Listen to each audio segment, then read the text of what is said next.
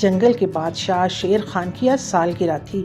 اس نے اعلان کیا کہ تمام جانور اس کی پارٹی میں شریک ہوں ورنہ وہ انہیں کھا لے گا۔ مانی بندر یہ سن کر بہت ڈر گیا اور درخت کے پیچھے چھپ گیا۔ اسے ڈر تھا کہ شیر خان سالگرہ کے کیک کی بجائے اسے نہ کھا لے۔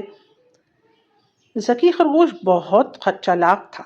اس نے دیکھا کہ سب جانور پریشان ہیں، اس لیے اس نے ایک منصوبہ بنایا۔ اس نے سوچا کہ اگر وہ شیر خان کو کسی کام میں الجھا دے تو سب جانور محفوظ رہ سکیں گے۔ ذکی نے اپنے سر پر ہاتھ رکھا اور مسکراتے ہوئے ایک ترکیب سوچی۔ ذکی خرگوش شیر خان کے پاس گیا اور جھک کر سلام کیا۔ بادشاہ سلامت، میں آپ کے لیے ایک ایسا جادوئی غائب ہونے والا لباس لایا ہوں جو صرف سچے اور عقل مند لوگوں کو ہی نظر آتا ہے۔ شیر خان یہ سن کر بہت خوش ہوئے اور متاثر بھی، اور اپنی سالگرہ پر اسے پہننے کا فیصلہ بھی کر لیا۔ ذکی نے ہوا میں ہاتھ ہلائے جیسے وہ کوئی بہت قیمتی ریشمی کپڑا نکال رہا ہو۔ دیکھیے بادشاہ سلامت، یہ کتنا چمکدار اور خوبصورت ہے۔ ذکی نے خالی ہاتھوں سے اشارہ کرتے ہوئے کہا۔ شیر خان کو کچھ نظر نہیں آ رہا تھا، لیکن وہ یہ نہیں کہنا چاہتا تھا کہ وہ بے وقوف ہے یا چھوٹا ہے۔ اس نے اس طرح سے سر ہلایا جیسے اسے سب نظر آ رہا ہے۔ ذکی نے شیر خان کے قریب جا کر اداکاری شروع کر دی جیسے وہ اسے لباس پہنا رہا ہو۔ اس نے شیر خان کے گلے کے گرد خیالی بٹن بھی لگا دیے اور خیالی تاج اس کے سر پر رکھا۔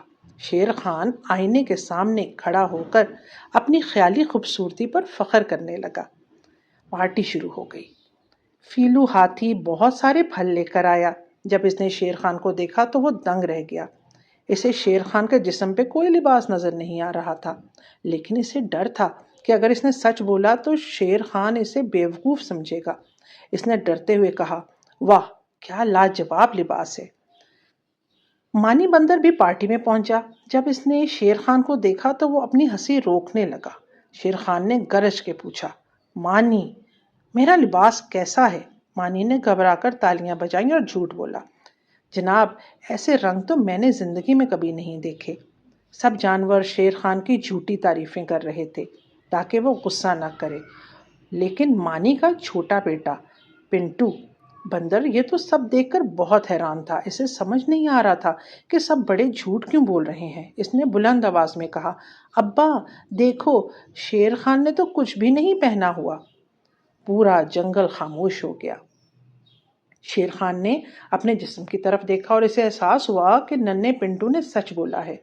وہ شرمندہ ہو گیا کہ اس نے اپنی بڑائی کے چکر میں ایک ایسی چیز پر یقین کر لیا جو تھی ہی نہیں۔ ذکی خرگوش سامنے آیا اور مسکرا کے بولا، بادشاہ سلامت، سادگی اور سچائی ہی اصل جادو ہے۔ شیر خان نے اپنی غلطی مان لی اور وعدہ کیا کہ اب وہ سادگی سے رہے گا۔